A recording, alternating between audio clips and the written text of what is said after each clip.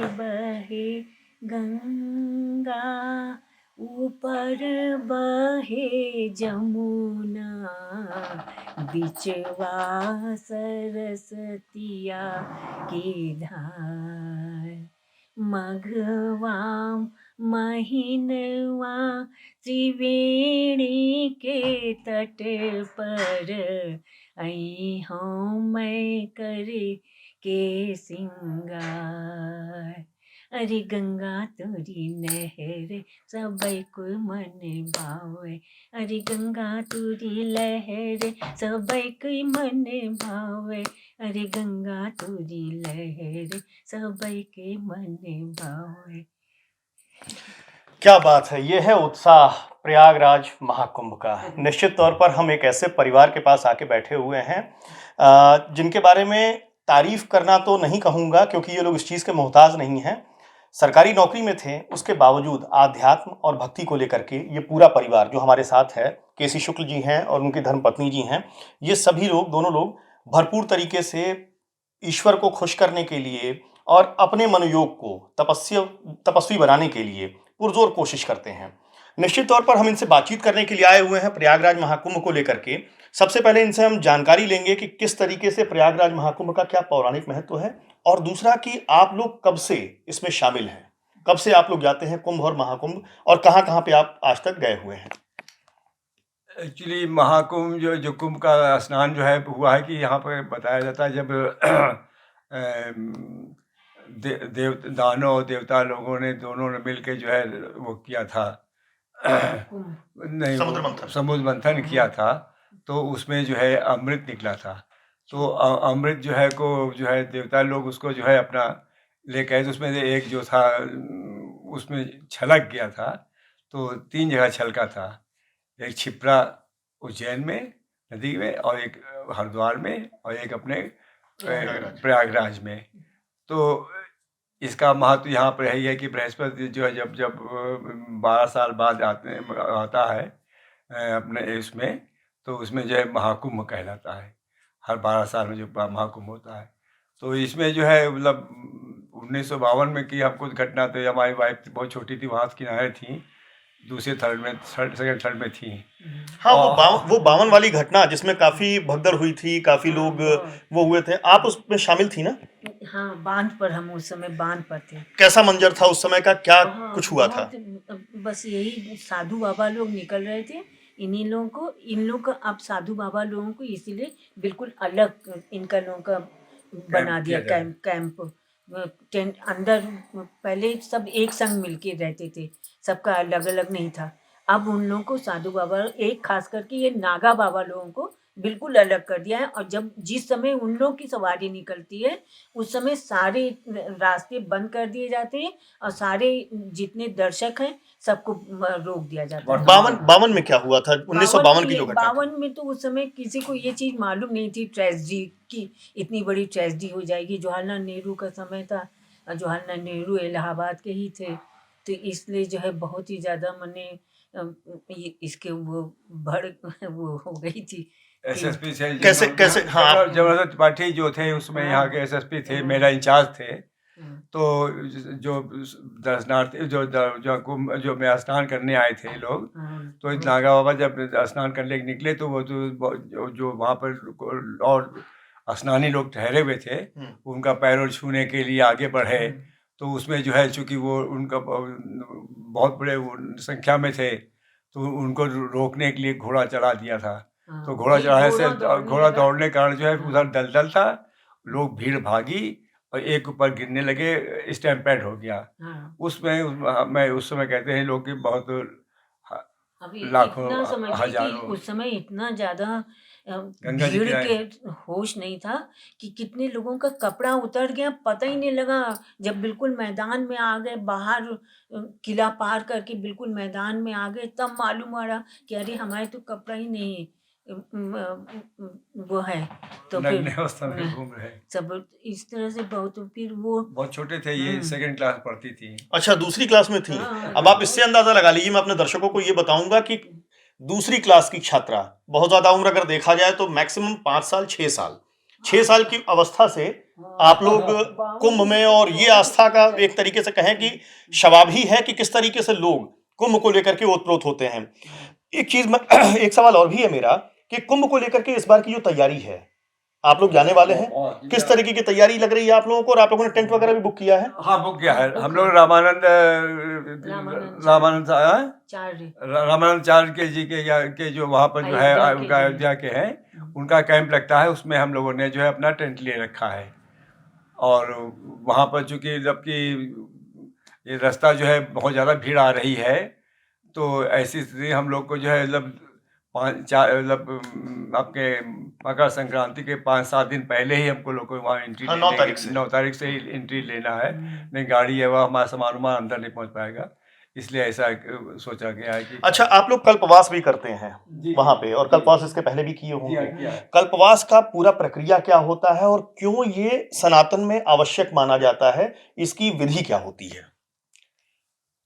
विधि एक आस्था का मामला है, और गंगा जी में जो है हरदम पाप नाशनी मानी गई है। तो इनका स्नान जो है हम लोग गंगा अपने यहाँ रोजाना गंगा जल से अपना स्नान भी करते हैं, भगवान को स्नान भी कराते हैं। शालिग्राम भगवान को जो कराते हैं, गंगा जल का ही हम लोग इंतजाम अपने घर पर रखते हैं।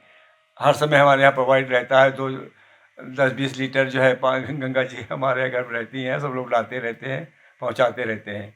तो गंगा जी का महत्व तो खैर मतलब अच्छा, कल्पवास की विधि बताइए, कल्पवास कैसे किया जाता है? कल्पवास में ये मकर संक्रांति के दिन से जो है वो शुरू हो जाता है, पूर्णिमा से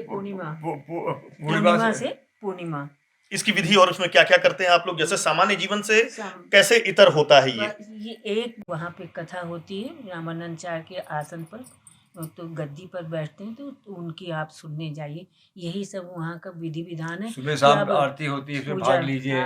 सुबह शाम आरती भी होती है भगवान राम की, वहाँ पूरी होते हैं। हनुमान जी के वो आप सब करते हैं, सब लोग इकट्ठा होते हैं। बड़े वाले हनुमान जी हैं, लोग वहाँ दर्शन करने जाते हैं, बहुत ही श्रद्धा। एक बार हम वहाँ पर जो है स्नान भी मतलब मैं गया, उसमें था तो वहाँ जाके 108 बार मैंने जो है हनुमान चालीसा का जो है पाठ भी किया था वहाँ पर। तो वहाँ पर जो है अच्छा, एक ही पूजा हो जाए उतना आप पूजा पे बस पूजा ही भक्ति स्नान। अच्छा, एक सवाल मेरा है, आप लोगों से मिलकर बड़ी खुशी हुई और बात करने का बड़ा मन हो रहा है। एक मेरा सवाल ये है कि जैसे अभी सामान्य जीवन जो आप लोग जीते हैं, जैसे अभी जिस अवस्था में हैं आप, जिस सामान्य जीवन में हैं, और कल्पवास करते समय, दोनों के बीच का फर्क क्या होता है? बड़ा फर्क है। वहाँ पर बड़ा नियम से रहना पड़ता है। सुबह सुबह आप गंगा स्नान करने जाइए। अच्छा, चूँकि मेरी आदत थी कि शुरू से ही मैं गंगा स्नान जब करता हूँ तो मुझे जो है 1.5-2 घंटा लग जाता है स्नान करने में। और तो बल्कि एक आध लोग पिछली बार गए थे तो एक बुढ़िया चिल्लाई, ए बुढ़ऊ काहे अपने जान दे रहे हो। अब चूँकि हम वहाँ पर अपना जो है प्राणायाम भी करते हैं, अपना जो है अपने परिवार के लोगों का डुबकी उबकी लगाते हैं, नाम से कराते हैं। तो हमारा परिवार बहुत बड़ा है, दोस्त लोग बहुत है, उनके नाम डुबकी लगाते हैं तो बहुत बड़ा हो जाता है। और फिर वहाँ पर भी अपना जो है कवच पाठ भी करते हैं, सब भगवती माई का पाठ करते हैं, सूर्य भगवान को आराधना देते हैं, सब कुछ करते हैं। अच्छा, ये सारा चीज जल के भीतर उतर के करते हैं? जल के भीतर जो है घंटे 1.5 घंटे का रहता है, हमारा लग जाता है वहाँ पर। ये वास्तविकता में ये आध्यात्म की ये गर्मी आप कहिए कि इस अवस्था में अगर ये लोग 1 से 1.5 घंटे नदी के भीतर, जो सामान्य व्यक्ति सर्वाइव नहीं कर सकता, ये लोग 1 से 1.5 घंटे जल के भीतर, गंगा जी के भीतर बैठ करके, और ये लोग पूजा कर रहे हैं, अर्चना कर रहे हैं, ये निश्चित तौर पर एक इनके जज्बे को सलाम है। और दूसरी एक चीज कि आप वो खटकोण या खटकंगा बता रही थी, उसके बारे में जरा सा वृहद जानकारी दीजिए हमारे दर्शकों को। वहाँ जहाँ पे किले के पास गंगा जी और जमुना जी जब मिलती हैं और फिर धारा जो है बनारस की तरफ जाती है, तो वहाँ पर वो षटकोण बन जाता है। 2 उधर से आते हैं कोण और 2 इधर से और 2 जमुना जी की तरफ से, तो वो छतनगा कहलाता है। छतनगा, हाँ, उसका नाम छतनगा है। वहाँ पे नहाना बहुत ही अच्छा माना जाता है। लेकिन वो छतनगा बड़ा गहरा होता होगा, तो वहाँ पे स्नान होता है सामान्य तरीके से? बहुत वहाँ भंवर रहता है। और क्या कहते हैं, एक बार हमारे पिताजी को, हमारे जब शादी हो गई थी, हमारे ससुराल इलाहाबाद में बाग में हुआ, तो हमारे फादर इन लॉ बहुत ही गंगा स्नानी थे, रोजाना वाले थे। तो वो गंगा स्नान कराने के लिए हमारे पिताजी को हम भी सब लोग गए। तो नाव पर बैठे, उनका नाव वाला भी जो है उनका स्पेशल था, वो रोज़ाना वो उनको ले आता था। और हमको याद है जमुना जी के किला के पीछे जो है वहाँ पर भंवर आ गया था। और मगर यह है कि वो नाव वाला बहुत बुजुर्ग था और बहुत ही हिम्मती था, अनुभवी था। उसने भंवर से हम लोग को निकाल के जो है दूसरी तरफ ले आए। तो वहाँ से जब वापस आए तो हमारे उनको जो है नाव बड़ी घूम गई थी। नाव घूम गई थी, थी पूरा। नाव घूम गई थी। और तो फिर हमारी सास ने उनके क्लास लिया। निश्चित तौर पर आस्था पे एक तरीके से कहें तो इन लोगों को पुरानी यादें भी ताज़ा इन लोगों के साथ हो रही हैं कि किस तरीके से सास जो है इनके ससुर जी की क्लास ली कि आखिर उस जगह नहाने की आवश्यकता क्या थी। लेकिन विशेष महत्व है और श्रद्धा का जो कह सकते हैं कि एक उफान वो वहाँ पर देखने को मिलता है। कुछ महाकुंभ से जुड़ी हुई कुछ और अगर यादें आप लोगों को आती हों कि किस तरीके से आप लोग शुरुआत जब किए थे तो महाकुंभ में क्या-क्या आप लोग करने गए थे, क्या हुआ था?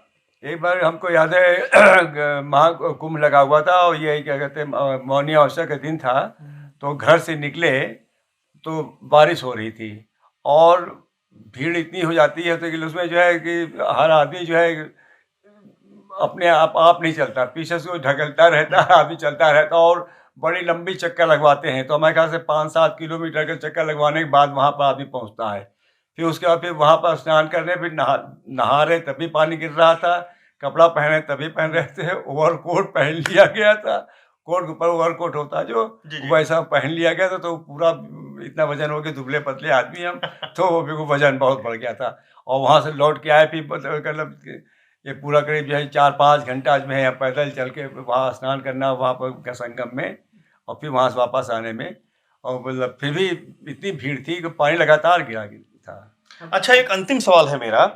आप सरकारी नौकरी में थे? जी। सरकारी नौकरी में होने के बावजूद आप इसके लिए मतलब आध्यात्म के लिए बेसिकली समय किस तरीके से मैनेज करते थे? मैं ये नहीं कहूँगा कि कैसे निकालते थे, किस तरीके से मैनेज करते थे? देखिए, देखिए मैं तो जब स्टूडेंट था तो बिल्कुल ही पूजा पाठ ही नहीं था, हनुमान चालीसा भी नहीं पढ़ने वाला। ये बड़ी बात आप बता रहे हैं हमारे दर्शकों को कि मतलब बिल्कुल कोई पूजा पाठ नहीं और उसके बाद अचानक से ऐसा रमे कि बस। ये एक्चुअली हमारे फादर इन लॉ जो है, जब मेरी शादी हुई तो वो लोग बहुत ही ये रिलीजियस थे और बहुत ही उनके यहाँ अखंड दीप अभी चलता है। उनके यहाँ भी 78 से लेकर दो दीपक अभी तक चल रहा है। 78 से टुडे इज 24। हाँ, अब तो 25 कही है। 25 कही है। तब से उनका 2 दीपक जो है, एक तिल्ली तेल का, एक देसी घी का लगातार जल रहा है इलाहाबाद में, उनके बाइक बाग में। अभी फिलहाल महाकुंभ के लिए स्पेशली मैं आप लोगों के पास आया हुआ हूँ। इस बार के महाकुंभ में और पिछले जो हुए हैं महाकुंभ, उनमें कुछ अंतर, विशेष अंतर अगर आपको दिख रहा हो? इस इंतजाम इसमें बहुत बड़ा इंतजाम है। और कभी के ज़माने में जो है जहाँ 27,000 रुपया जो है बजट हुआ करता था, आज जो है 6,000 करोड़। 6,000 करोड़। 7,200 करोड़ का बजट। 6,000 करोड़ यूपी गवर्नमेंट का है, 1,200 करोड़ सेंट्रल गवर्नमेंट। हाँ, सेंट्रल गवर्नमेंट, तो सब मिला के इतना इंतजाम है। और भव्य बहुत इंतजाम किया गया है और AI द्वारा भी इंतजाम किया गया है, रेडियो में सुनाई पड़ता है, सब कुछ है। और रोड वगैरह सब बना दी गई है, लाइट वगैरह कर दिया गया है। प्रयागराज को नया नगर कुंभ नगरी नाम दे दिया गया, महानगरी नाम दे दिया गया। प्रयागराज का एक नया नाम दे दिया। अच्छा, वो आपका मैं एक बार गाना फिर से कुंभ को लेकर के जो गाना आप गुनगुना रही थी, एक बार फिर से, उसके बाद मैं क्लोजिंग रिमार्क दूंगा। अच्छा। तारे बहे गंगा, तारे मने नीचे, तारे बहे गंगा, ऊपर बहे जमुना, बिचवा सरस्वतिया की धार, मघवा महीनवा त्रिवेणी के तट पर, आई हूँ मैं करी के सिंगार। अरे गंगा तोरी लहर सबे कोई मन भावे, अरे गंगा तोरी लहर सबे के मन भावे, अरे गंगा तोरी लहर सबे के मन भावे। अब उस समय की गंगा जी बहुत ही दूसरी तरह की थी। अब तो कानपुर से जो है छोड़ा जाता है गंगा जी को, उस समय इतना पूरा बड़ी तेज धार से आती थी, समझिए हरिद्वार की जो जलधार होती वो तक यहाँ हम लोग के पास तक गंगा जी इलाहाबाद में दिखाई पड़ती थी। अब तो निश्चित तौर पर यूं कहें कि जिस तरीके से प्रयागराज में पहले जो निर्मल अविरल गंगा आती थी वैसा प्रवाह तो नहीं देखने को मिल रहा है, लेकिन इन श्रद्धालुओं को आप देख सकते हैं कि किस तरीके से इनके भीतर वो उत्साह अभी भी उफान पर है। और कुंभ को लेकर के जो एक वानगी है, या यूं कहें कि जो एक उत्साह है, मन में एक उफान है, वो निश्चित तौर पर देखने वाली बात है।